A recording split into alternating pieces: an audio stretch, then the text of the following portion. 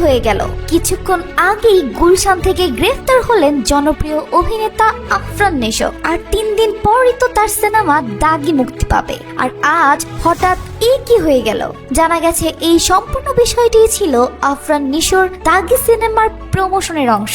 জি হ্যাঁ দর্শক, এইরকম অদ্ভুত ও সস্তা প্রমোশনের নাটক করায় দর্শকের ট্রোলের মুখে আফরান নিশো ও তার পরিচালক শিহাব শাহিন। নিশোর এই প্রমোশনটিকে সকলেই একরকম সস্তা পাবলিসিটি বলছে।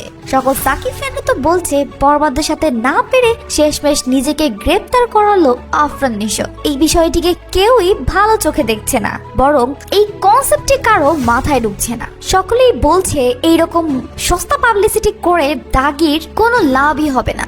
সকলেই তো সিনেমা হলে যাবে বরবাদ দেখতে। তো দর্শক, আপনাদের কাছে কেমন লাগলো দাগির প্রমোশন? নিশো কি পারবে সাকিব খানকে হারাতে?